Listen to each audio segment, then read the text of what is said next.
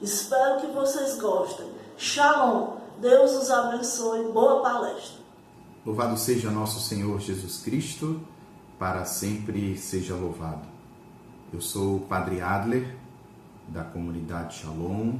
Estou na comunidade de vida desde 2003, vai fazer esse ano 17 anos, por graça de Deus. Quero, nessa formação, tocar em dois aspectos. Primeiro, nós que estamos caminhando, vocês que estão acompanhando de maneira especial esses 12 passos, vocês que estão nesse tratamento, mas eu sei que esse vídeo vai ser assistido não só por vocês que estão trilhando esse caminho de tratamento, mas também as pessoas que servem no Volta Israel, os familiares talvez possam também estar assistindo esse vídeo. Então, eu quero nesse vídeo tocar diretamente sobre esse passo do servir, que é realmente muito importante nesses 12 passos que nós estamos trilhando, principalmente vocês estão trilhando nesse caminho de tratamento, nesse caminho de libertação.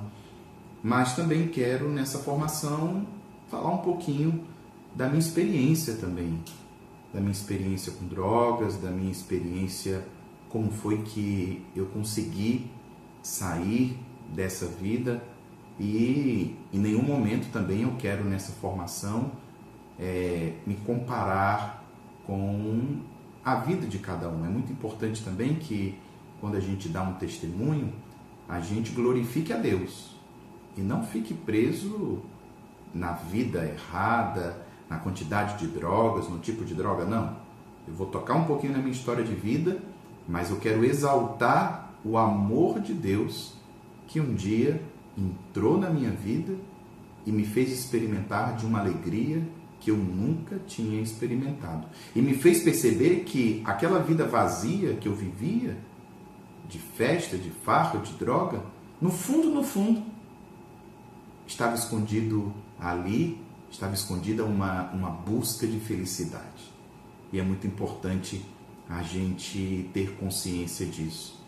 Todo ser humano, ele nasceu para ser feliz. Todo ser humano. Não existe um ser humano, um filho de Deus, que tenha como meta de vida, não, eu não quero ser feliz. Não existe, assim, sanamente, uma pessoa sã, ela não falaria que não queria ser feliz. E também quero dizer que Santo Agostinho diz uma coisa muito interessante. Ele teve também uma vida, uma juventude muito desregrada, buscou a felicidade fora de Deus, em muitas coisas, mas ele experimentou do amor de Deus também e pôde dizer a seguinte frase: somente aquele que nos criou é capaz de nos fazer felizes.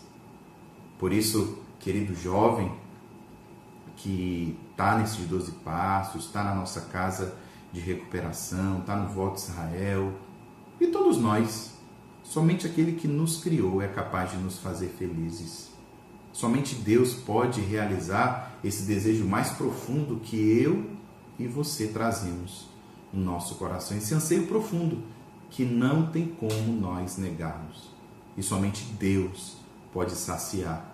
Somente Deus pode nos fazer plenamente felizes, porque nós somos imagem e semelhança dele. E nós trazemos dentro de nós um vazio que é do tamanho do amor dele.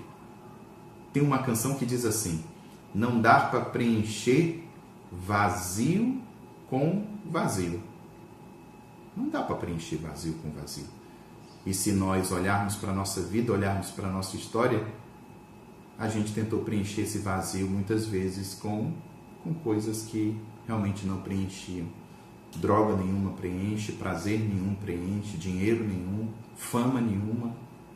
Só Deus preenche o coração do homem. Só Deus é capaz de tornar o homem uma pessoa plenamente feliz. Então quero, nesse primeiro momento, antes de a gente entrar no passo do servir, quero começar dando o meu testemunho, e dentro do meu testemunho a gente fala um pouquinho desse passo do servir, porque eu vivi, mesmo sem ter participado desse caminho dos 12 passos, eu percebo que Deus foi me introduzindo nesse caminho também. Não tive essa dinâmica, não precisei participar de um grupo Não precisei ter uma internação, mas Deus me fez também trilhar e estou trilhando os passos de Jesus.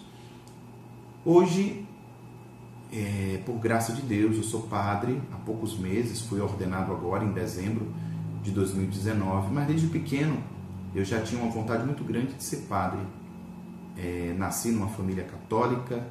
Um fato muito importante: quando minha mãe engravidou de mim, ela não foi morar com meu pai, eles não eram casados. Ela não quis ir morar com ele, então ela me criou sozinha. Ela já tinha uma filha, tem uma irmã mais velha. Nasci na cidade de Salvador e com 4 anos de idade, mais ou menos, nós fomos morar no Rio de Janeiro. Nessa mudança, eu não tive contato nenhum com meu pai, já que durante a gravidez ela não optou em morar com ele. Eu não tive contato com meu pai, eu não tinha nem sequer foto dele.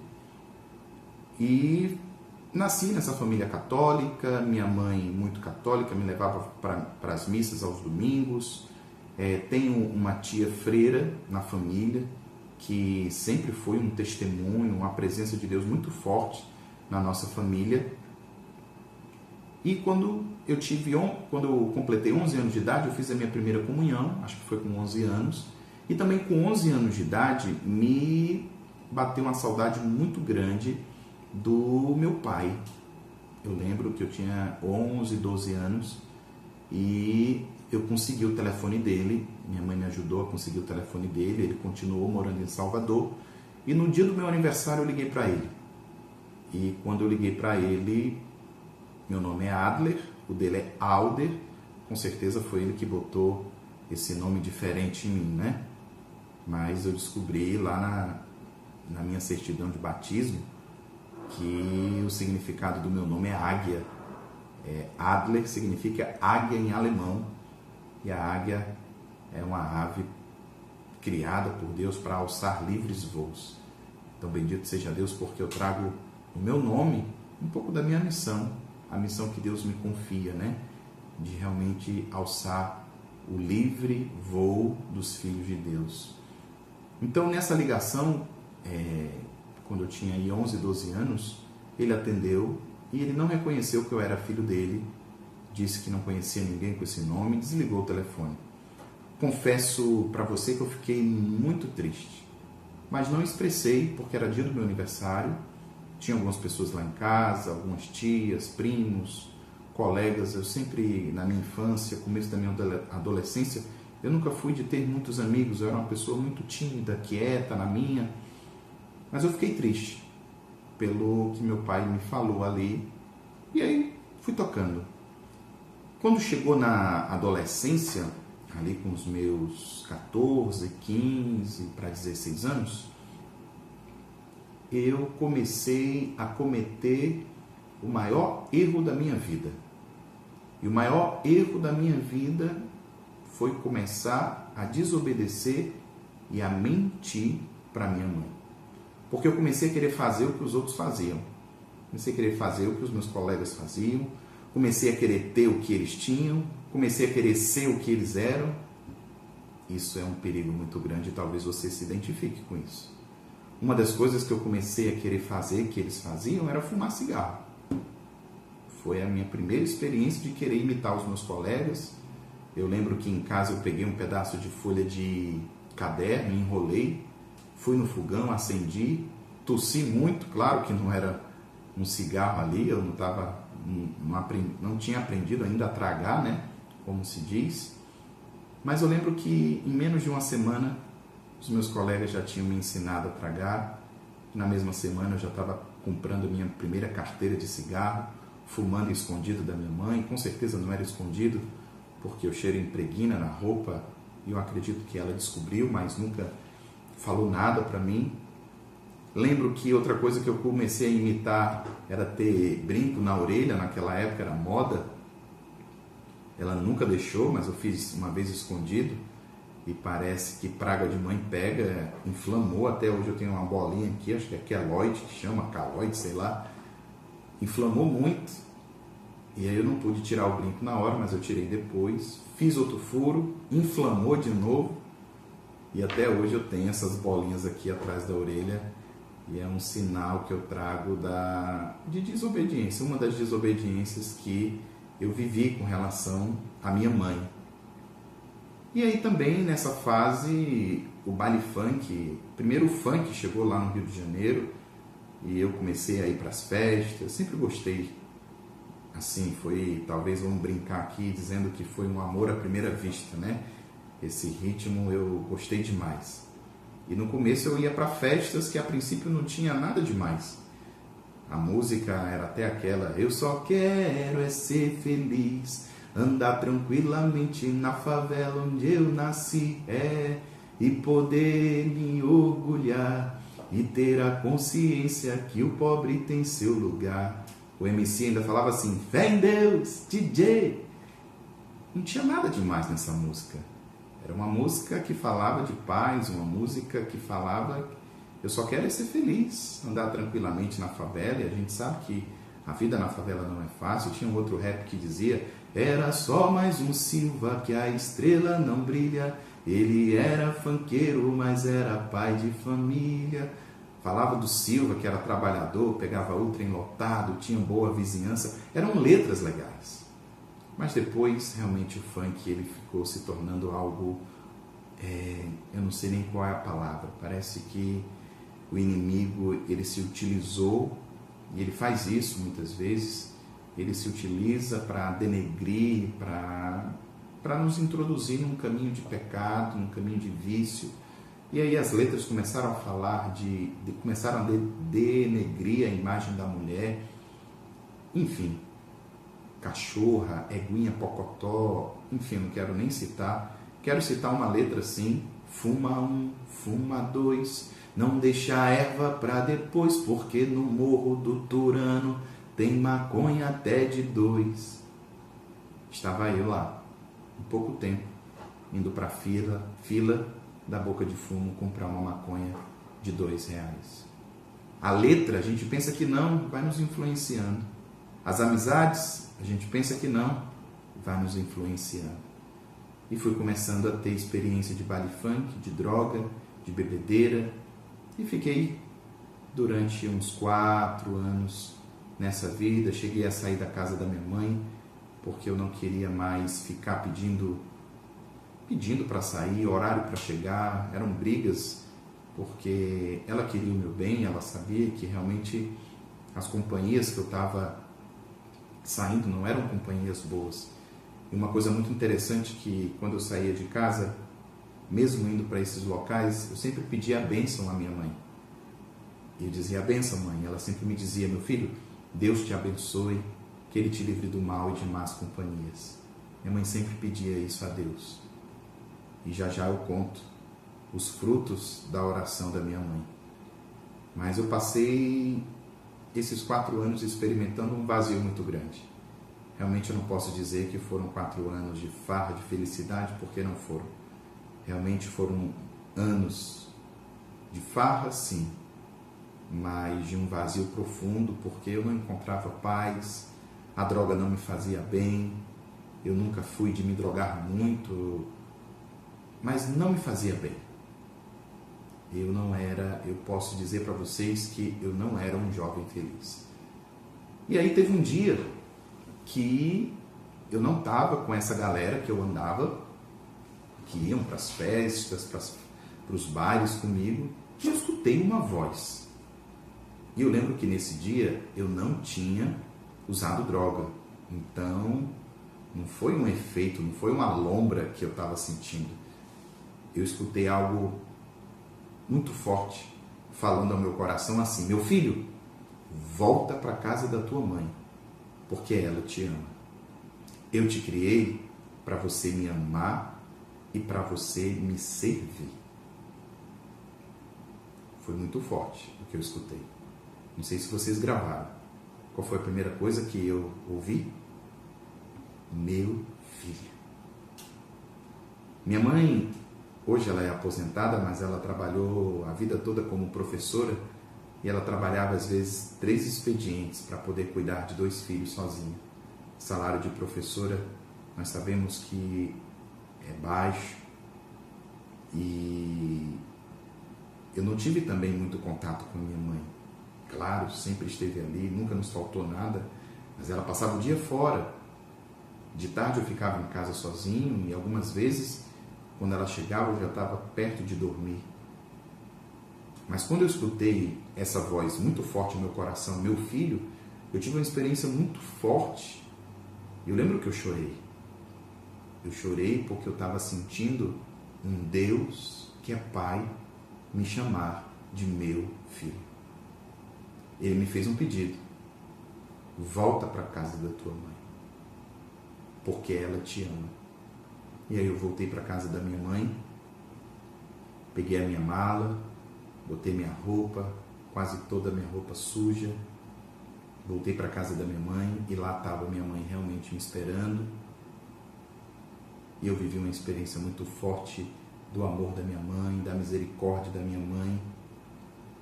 E até hoje eu lembro como se fosse um filme que passou assim que eu voltei para a casa da minha mãe, o quanto ela me amava. Comecei a lembrar como era o domingo da minha mãe. Domingo ela ia de manhã muito cedo para 2 mercados, porque ela economizava, ela comprava tudo que estava mais barato nesse mercado e tudo que estava mais barato no segundo mercado, trazia as compras sozinha. Muitas vezes eu ainda estava dormindo em casa e ela não me acordava, e ela passava o domingo na cozinha, fazendo arroz, feijão, macarrão, frango, carne, salada, deixava tudo pronto para a semana toda. A gente só tinha o trabalho de colocar no prato e esquentar no micro-ondas. Até isso ela comprou um micro-ondas que na época era muito caro, mas ela deixou tudo pronto para os filhos. Assim era o domingo da minha mãe. O domingo que aparentemente poderia ser o dia do descanso, dentro de casa era o dia que ela trabalhava muito para poder deixar comida durante a semana para os seus 2 filhos. Eu comecei a ver que minha mãe me amava. Eu comecei a entender o que é amor. Quem ama se sacrifica pelo outro. Eu comecei a entender que minha mãe me esperava muitas vezes de madrugada na janela, esperando eu voltar. Eu sempre morei em apartamento e às vezes quando eu estava chegando perto do prédio, eu olhava para cima, minha mãe sempre estava de madrugada me esperando. Olhava para um lado para saber se eu ia chegar de metrô, olhava para o ponto de ônibus para saber se eu ia descer naquele ônibus de madrugada, sempre acordada me esperando. Porque quem ama espera, quem ama perdoa. E Deus me disse: volta para a casa da tua mãe porque ela te ama. E eu lembro que eu encontrei um pedaço de papel numa imagem de Nossa Senhora que nós tínhamos na estante de casa, e ela colocou lá um pedido de oração: Nossa Senhora, traz o meu filho de volta. Por isso, a família que está assistindo essa formação, você que tem um parente, um filho, algum amigo nesse tratamento, nós precisamos sustentá-los com a nossa oração. Porque existe uma batalha espiritual também, que todos nós travamos. Existem as nossas feridas, as nossas carências, as nossas problemáticas, existe a parte humana, mas também nós não somos só carne. Nós somos corpo, alma e espírito. Por isso a oração ela é muito importante. Nos sustentar com as orações. Vocês que estão em tratamento, por isso que nós da comunidade, nós não fazemos um trabalho somente de desintoxicação. Não é simplesmente um trabalho braçal, uma terapia, isso tudo faz parte. Mas nós colocamos a espiritualidade, porque tudo pode ser mudado pela oração. Nada ajuda mais o homem do que a oração. O futebol é bom, a comida é boa. O que mais que você tem aí na casa de recuperação? Aquela conversa com a psicóloga, talvez, o esporte, a musculação, talvez algum trabalho aí de terapia, enfim, mas nada ajuda mais o homem do que a oração. Porque Deus pode nos curar, nos salvar e nos libertar. Tudo isso faz parte, mas a oração a gente poderia colocar como a nossa primazia. Então os familiares também precisam sustentar todos vocês que estão em tratamento com as orações. E minha mãe fez isso por mim, rezou muito por mim, pediu muito a Nossa Senhora de Fátima, por mim, para que ela trouxesse o filho dela de volta. Eu voltei para a casa da minha mãe. Pouco tempo depois, eu entrei num grupo de jovens da igreja, e nesse grupo de jovens eu digo para vocês que foi a maior experiência da minha vida. Lá tinha um jovem lendo a Bíblia, que eu vou até ler aqui para vocês a passagem, que era exatamente Isaías 43. E agora, eis o que diz o Senhor, aquele que te criou, aquele que te formou. Não tenha medo, pois eu te resgato. Eu te chamo pelo nome, és meu. Se tiveres de atravessar a água, estarei contigo, e os rios não te submergirão. Se caminhares pelo fogo, não te queimarás, e a chama não te consumirá. Pois eu sou o Senhor teu Deus, o Santo de Israel. Eu dou o Egito por teu resgate. És precioso a meus olhos. Essa parte aqui foi a parte mais forte para mim. Deus declarando que eu era precioso para Ele, aos olhos dele. E ainda dizia, porque eu te aprecio e te amo. Permuto reinos por ti. Fica tranquilo, pois eu estou contigo. Eu comecei a ter essa experiência com o amor de Deus. E quando eu tive essa experiência com o amor de Deus, nesse grupo de jovens, fui conhecendo pessoas que queriam Deus, que estavam nessa caminhada de oração, de igreja. E aí eu vivi uma experiência de começar a deixar aquela vida. Então, eu não precisei me internar, como eu disse no começo, mas como é que a gente consegue dizer não para alguma coisa? Eu fui percebendo na minha história que eu comecei a dizer não para os bailes, para aquelas amizades, para as drogas, porque Deus entrou na minha vida e eu comecei a dizer sim para Deus. Comecei a optar por outras coisas, por outro caminho. São caminhos opostos. Esse caminho me leva para a perdição. Esse caminho, Deus me leva para a santidade, para o céu. Eu preciso escolher. Não sei se vocês já viram Moisés pregando, outra pessoa pregando. É como se eu colocasse um pé em cada cadeira e cada cadeira vai se afastando. Imagine a cena, você com um pé em cada cadeira, vai chegar um momento que você vai ter que se decidir.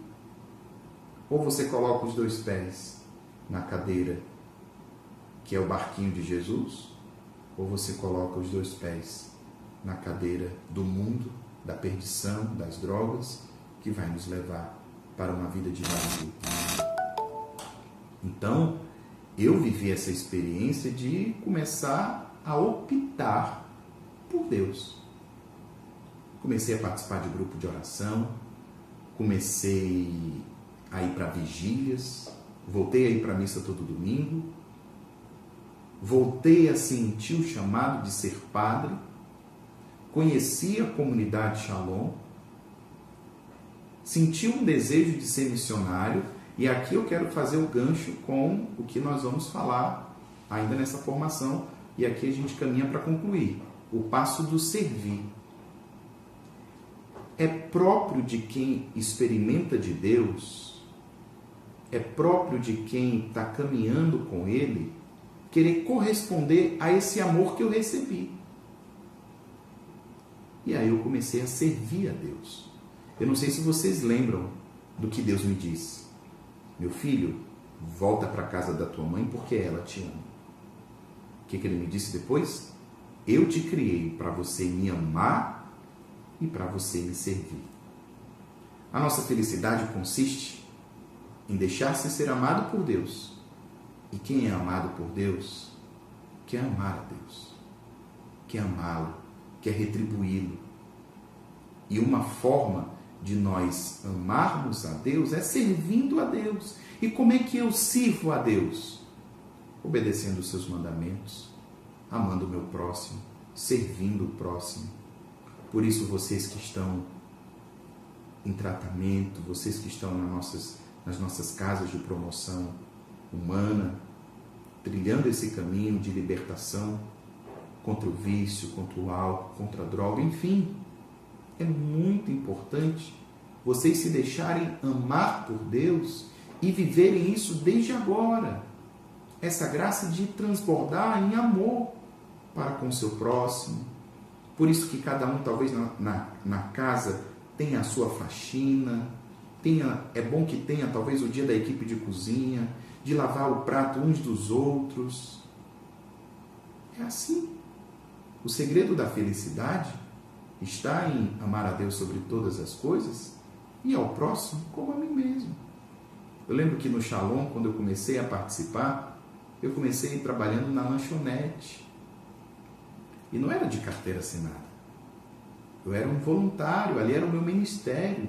Então, o serviço é como diz aquela palavra da Bíblia, há mais alegria em dar do que receber. Eu estou gravando essa formação para você e eu posso dizer para vocês que é uma alegria muito grande para mim estar fazendo isso. Eu estou servindo com alegria. Por que eu estou fazendo isso? Não foi só porque me pediram. Tudo bem, me pediram. Mas eu podia ter dito não. Só que há mais alegria em eu parar um pouquinho, parar um tempo, para poder falar para você que vale a pena deixar ser amado por Deus, vale a pena servir a Deus, vale a pena servir uns aos outros, vale a pena. Nada de egoísmo.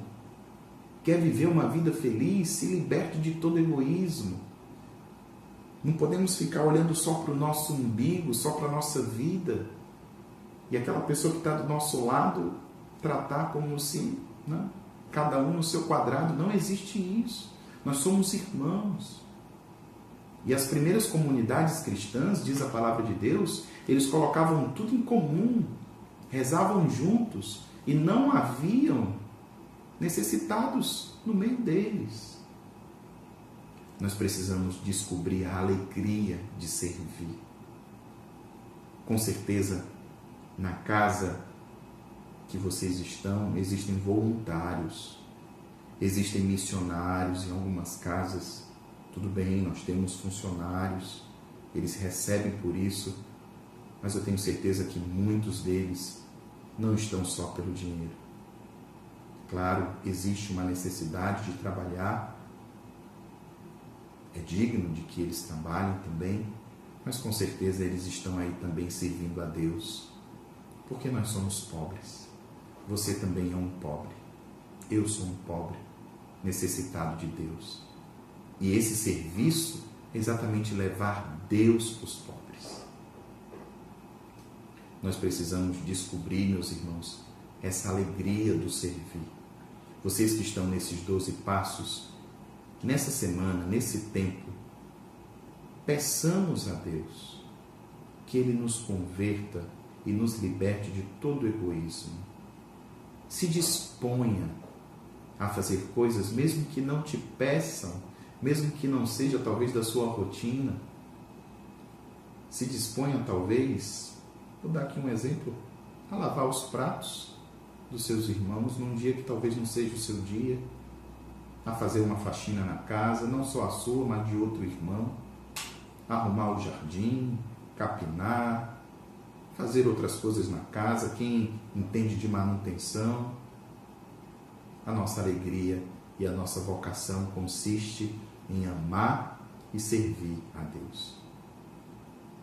Depois eu senti o chamado de dar tudo para Deus. E aí eu deixei minha família, deixei meus amigos, deixei esse grupo de oração para ser missionário da comunidade Shalom E quero terminar dizendo para você que está nesse tratamento, nessa internação, quero dizer para você que é familiar desses irmãos, quero dizer para os meus irmãos da comunidade que servem no Volta Israel, que é uma alegria muito grande, meus irmãos, a gente descobrir para que Deus nos criou. Ele nos criou para sermos felizes e a felicidade consiste em amá-lo e servir. E eu peço que cada um de vocês experimentem dessa graça também, de poder todos os dias, amar e servir a Deus. Tá bom? Vamos rezar juntos uma Ave Maria e eu vou dar essa bênção para que todos vocês tenham um bom tratamento, se recuperem, façam um tratamento por completo. Às vezes eu fico sabendo que alguns irmãos saem das nossas casas antes de concluir o tratamento, mas façam até o fim. É uma graça muito grande. Quantas pessoas queriam poder estar aí sendo tratadas e Deus está dando a vocês essa oportunidade, a providência. Pois fiquem, sejam firmes, sejam fortes. Conte com as minhas orações. Existe a comunidade, a família de vocês torcendo, rezando pela recuperação, pela libertação de vocês, tá bom? Ave Maria, cheia de graça, o Senhor é convosco. Bendita sois vós entre as mulheres, bendito é o fruto do vosso ventre, Jesus. Santa Maria, Mãe de Deus, rogai por nós, pecadores, agora e na hora de nossa morte. Amém. O Senhor esteja convosco. Ele está no meio de nós. Por intercessão de Nossa Senhora de Fátima, do seu castíssimo esposo São José, e a proteção de São Miguel Arcanjo, abençoe-vos o Deus Todo-Poderoso, Ele que é Pai, Filho e Espírito Santo. Amém. Deus abençoe você. Shalom. Qual é um dos grandes segredos da nossa libertação? É sair de nós mesmos, servir aos outros. Parar, como diz o padre Adler, de olhar para o nosso umbigo. Mas eu tenho uma perguntinha para vocês. E o exercício da semana passada? Fizeram? Como diz a minha sobrinha, eu estou de olho em vocês. Ainda dá tempo de responder e depois você rezar com todas essas respostas. Shalom. O amor jamais passará. Até a próxima semana.